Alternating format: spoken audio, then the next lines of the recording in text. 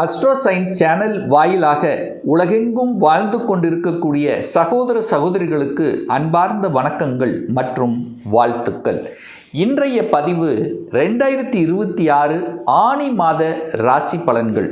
முதலில் இந்த ஆனி மாதத்தினுடைய கிரக அமைப்புகளை பார்ப்போம். அதன்படி சனி பகவான் மீனமனையில் இருக்கார். செவ்வாய் பகவான் ஆட்சி பலத்தோட மேசத்தில் அமர்ந்திருக்கு. சூரியனும் புதன் இந்த இரண்டு கிரகங்கள் மிதுனமனையில் வீற்றிருக்க, குரு சுக்கிரன் இந்த இரண்டு பணத்தை தரக்கூடிய கிரகங்கள் கடகமனையில் வீற்றிருக்க, கேது பகவான் சிம்மத்திலும் ராகு பகவான் கும்பத்திலும் அமர்ந்திருக்காங்க. சரி, இந்த மாதம் பெயர்ச்சி ஆகக்கூடிய கிரகங்கள் என்ன அப்படின்னு பார்க்கும் பொழுது, இந்த ஆனி மாதம் 7ஆம் தேதி, அதாவது 21/6/2026 அன்று செவ்வாய் பகவான் மேசத்திலிருந்து ரிஷபத்துக்கு பெயர்ச்சி ஆகிறார். அதே போல இந்த ஆனி மாதம் 8ஆம் தேதி புதன் பகவான் கடகமனைக்கு பெயர்ச்சியாகி பிறகு வக்ரமாகி மீண்டும் மிதுனத்துக்கு அமையப் போகிறது. அதாவது ஆனி மாதம் 23ஆம் தேதி. அதே போல் சுக்கிர பகவானுடைய பெயர்ச்சியும் இந்த ஆனி மாதம் இருக்குது. அதாவது ஆனி மாதம் 20ஆம் தேதி 4/7/2026 அன்று சுக்கிர பகவான் கடகத்திலிருந்து சிம்மமனைக்கு பெயர்ச்சியாகிறது. ஸோ இந்த கிரக அமைப்புகளை வைத்துக்கொண்டு இந்த ஆனி மாதம் என்ன மாதிரியான பலன்கள், சாதகம் என்ன, பாதகம் என்ன, எதை செய்யலாம், எதை செய்யக்கூடாது, எந்த தெய்வ வழிபாடு உகந்தது என்பதை டீட்டெயிலாக இந்த பதிவில் நம்ம பார்க்கலாம்.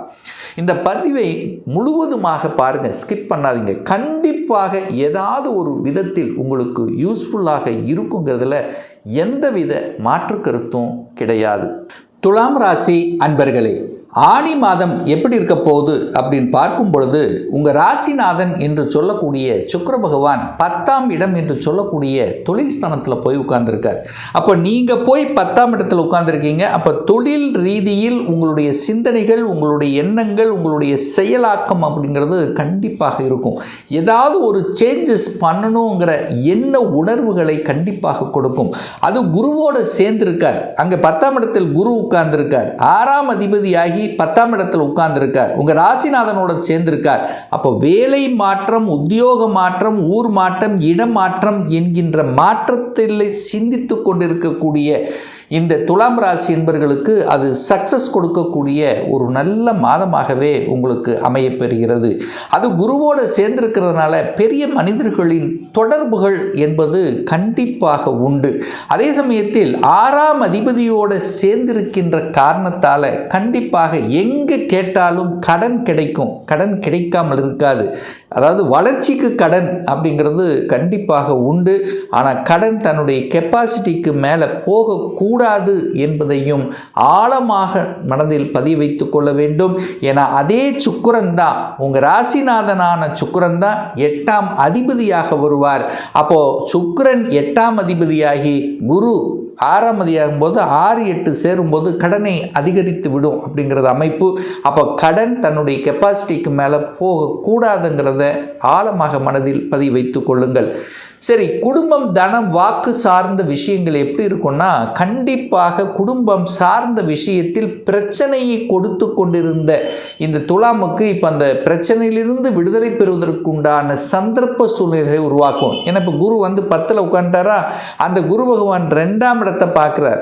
அதாவது குரு என்கின்ற கிரகம் 2ஆம் இடமான குடும்பஸ்தானத்தை பார்க்கறதுனால, குரு பார்த்தால் கோடி நன்மை என்கின்ற அடிப்படையில் அந்த குடும்பஸ்தானத்தில் ஏதாவது ஒரு பிரச்சனை, ஏதாவது ஒரு தொந்தரவு, பணம் சார்ந்த விஷயம், வாக்கு சார்ந்த விஷயத்தில் ஏதாவது பிரச்சனை இருக்கிறது அப்படின்னா இப்போ நீங்களே அதை தீர்த்துக்கலாம், சுமூகமாக்கி கொள்ளலாம் அப்படிங்கிற எண்ண உணர்வுகளை தோற்றுவித்து அதுக்கு ஒரு சொல்யூஷனை கொடுக்கக்கூடிய ஒரு மாதமாக இந்த ஆனி மாதம் நிச்சயமாக அமையும்.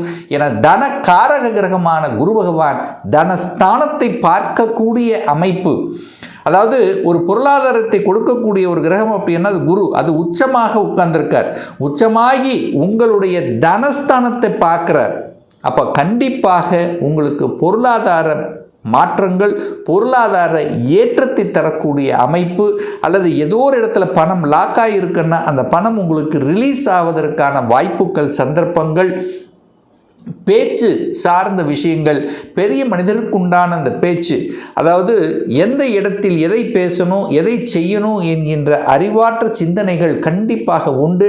ஏன்னா புதன் என்கின்ற கிரகம் ஆட்சி பலத்தோட, அது பாக்கியஸ்தானத்தில், அது லாபாதிபதியோடு சேர்ந்திருக்கக்கூடிய அமைப்பில் பேச்சு நன்றாக இருக்க போகிறது.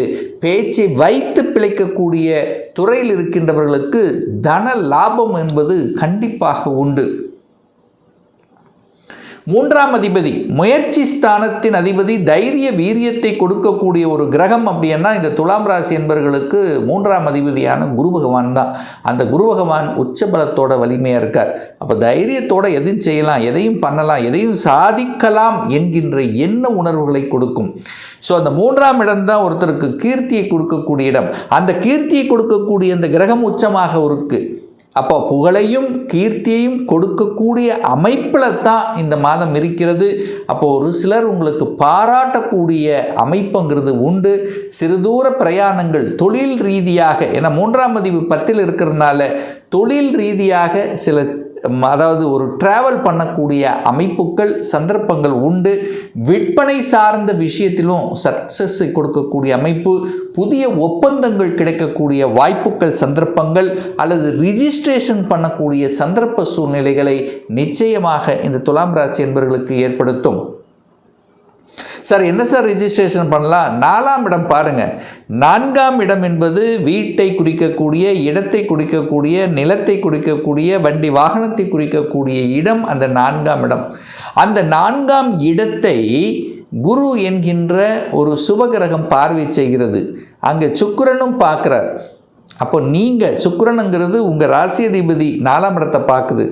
அப்போது கண்டிப்பாக 4ஆம் அதிபதியையும் குரு பார்க்குறார். அப்போ 6க்குரியவன் அல்லவா? அப்போ கடனை வாங்கி ஒரு வீட்டை வாங்கக்கூடிய அமைப்பு அல்லது ஒரு இடத்தை வாங்கக்கூடிய அமைப்பு சந்தர்ப்பங்கள்ங்கிறது அதிகமாக இருக்கிறது இந்த துலாம் ராசி என்பவர்களுக்கு. சார் இதில் எத்தனை % சக்ஸஸ் கொடுக்கும்? 100க்கு 95% சக்ஸஸ் கொடுக்கக்கூடிய அமைப்பு இந்த கோச்சார் ரீதியில் மிக சரியாகவே இருக்குன்னு சொல்லுவேன். ஏன் சொல்கிறேன் அப்படின்னா 4ஆம் இடம்தான் ஒரு வீடு, வண்டி, சொத்துக்கள், அசையும் அசையா சொத்துக்களை குறிக்கக்கூடிய இடத்தை வீட்டுக்கு காரக கிரகமான சுக்கிரனும் பார்க்கிறார். குரு பகவானும் இணைந்து பார்க்கிறது. 4ஆம் அதிபதியான சனி பகவானை அந்த குரு பார்க்கிறார். அப்போ கண்டிப்பாக நீங்கள் எங்கே கேட்டாலும், வங்கியில் கேட்டாலும், எங்கே கேட்டாலும் பணம், லோன் கிடைக்கும். கடனை வாங்கி இடத்தை, நிலத்தை, வீட்டை வாங்கக்கூடிய யோகம் இந்த மாதம் பரிபூர்ணமாக இருக்கிறது இந்த துலாம் ராசி அன்பர்களுக்கு.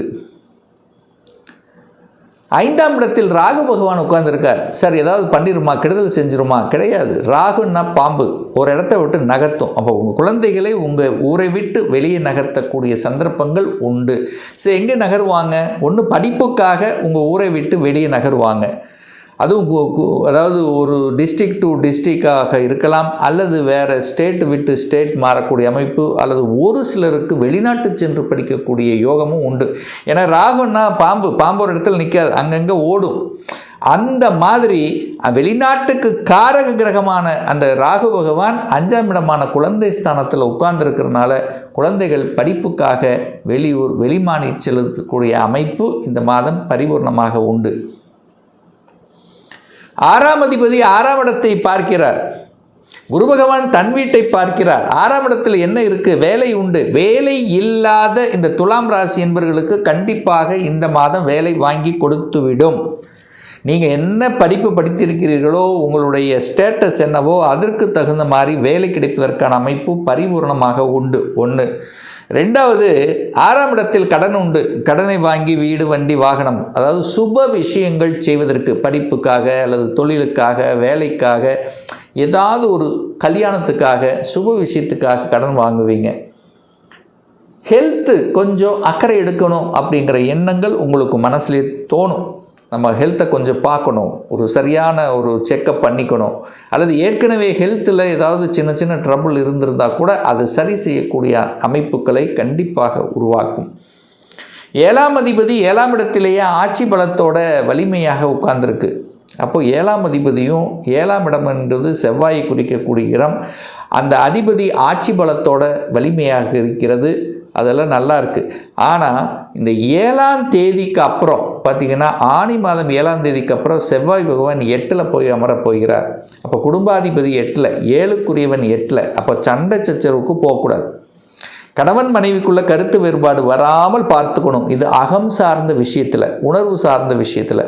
ஆனால் கணவன் சொத்துக்கள் அல்லது மனைவி சொத்துக்கள் சார்ந்த விஷயங்கள் வருமானு கேட்டால் கண்டிப்பாக திடீரென்று அதுக்கான அந்த சொத்துக்கள் வரணும் அப்படிங்கிற என்ன உணர்வுகள் இருக்கிறவங்களுக்கெல்லாம் டக்குன்னு கிடைச்சிடும். ஒரு நல்ல செய்தி கிடைக்கக்கூடிய அமைப்புகள் கண்டிப்பாக உண்டு. பாக்யாதிபதி பாக்யஸ்தானத்திலேயே ஆட்சி பலத்தோட ஸ்ட்ராங்காக இருக்கார். சூரியன் புதன் அங்கே இணைஞ்சிருக்கு. அப்போ அப்பா மூலியமாக நன்மைகள் நடக்குமா? கண்டிப்பாக உண்டு. அப்பா ஹெல்ப் பண்ணுவாரா? உண்டு. உங்கள் பாக்கியத்துக்காக ஏதாவது இந்த பாக்கியம் வேணும் அந்த பாக்கியம் வேணும்னு நினச்சிட்டு இருக்கீங்களா, ஏதோ ஒரு நல்ல பாக்கியம் கிடைக்கும். ஏன்னா புதன் வலிமையாக உட்கார்ந்துருக்கார். சூரியன் புதன் நண்பர்கள் அந்த இடத்துல உட்கார்ந்துருக்கு. லாபாதிபதி 9, 11 கனெக்ட் ஆகுது. 9, 11 கனெக்டாலே அங்கே ஒரு சில லாப பாக்கியங்கள் கிடைக்கக்கூடிய அமைப்பு உண்டு. மேபி தன பாக்கியமாக இருக்கலாம், குழந்தை பாக்கியமாக இருக்கலாம், திருமண பாக்கியமாக இருக்கலாம். எந்த பாக்கியத்தை நினைத்து கொண்டிருக்கிறீர்களோ அதில் ஏதோ ஒரு பாக்கியம் கிடைப்பதற்கான அறிகுறிகள் இந்த மாதம் தென்படுகிறது இந்த துலாம் ராசி அன்பர்களுக்கு. 11ஆம் இடத்தில் கேது இருப்பது நல்லது தான், ஒன்றும் உங்களை பெருசாக ஒன்றும் கெடுக்காது.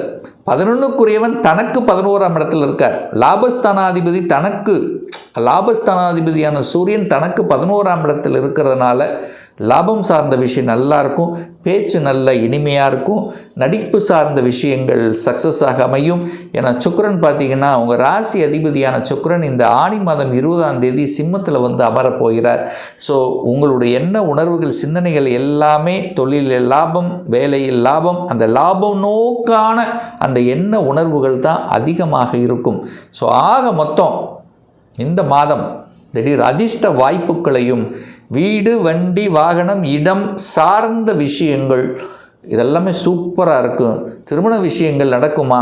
நடக்கும். உறவு உங்கள் குடும்பத்தில் வரக்கூடிய வாய்ப்புகள். ஸோ இப்படி நல்ல நல்ல விஷயங்கள் நடக்கக்கூடிய ஒரு நல்ல மாதமாகவே இந்த துலாம் ராசி என்பவர்களுக்கு அமையப் பெறுகிறது.